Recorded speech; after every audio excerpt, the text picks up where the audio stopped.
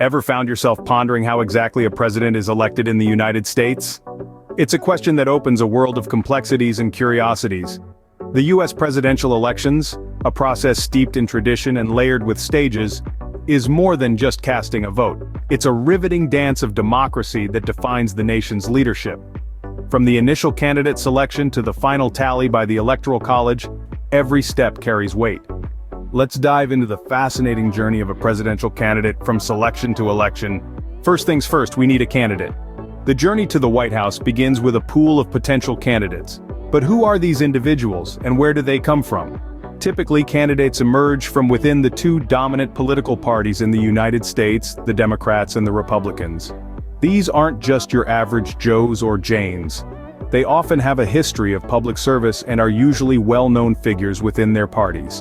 They might have held offices at the local, state, or even national level, and have built up a network of political connections over the years. But it's not just about who you know, it's about what you stand for.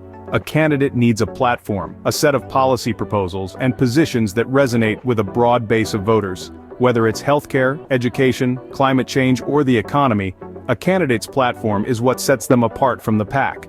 Once we have our potential candidates, it's time for the primaries and caucuses. Now it's time for the first real test for our candidates, the primaries and caucuses. You might have heard these terms thrown around during election season, but what do they actually mean? Well, in essence, they are the methods by which states express their preference for a candidate. Primaries are a direct, statewide process of voting. Residents cast their votes privately for their preferred candidate, much like a mini general election. Caucuses, on the other hand, are more like community meetings. They're a bit more complex and less common, with voters gathering at local caucus sites to discuss and publicly declare their support for a candidate. The results from these primaries and caucuses then influence the delegates who attend the national party conventions. These delegates are charged with the crucial task of officially nominating a candidate for their party. With the primaries and caucuses complete, it's time for each party to officially nominate their candidate. Welcome to the grand stage of the national party conventions. This is where the magic happens, folks. It's the big reveal, the culmination of months of campaigning.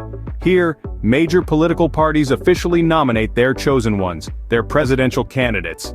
And it's not just about the main act. The presidential hopefuls also unveil their running mates, the vice presidential candidates, to the world.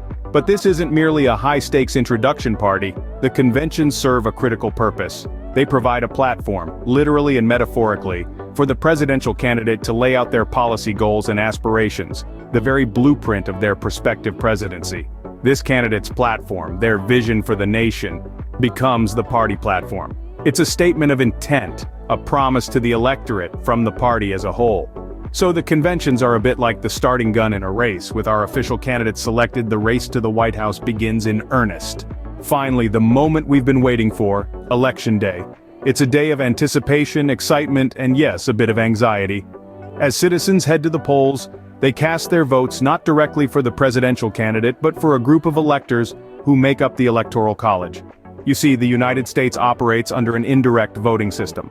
Each state has a certain number of electors, equal to its total number of senators and representatives in Congress. These electors then cast their votes for president.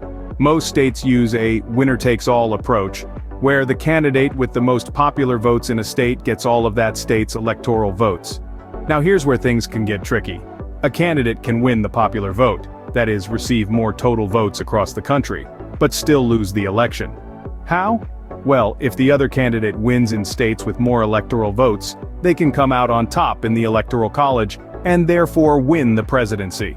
This has happened a few times in US history, sparking debate about the fairness of the Electoral College system. And there you have it, the winding path from candidate selection to presidential election. Remember, every vote counts, so make sure to do your part when Election Day rolls around.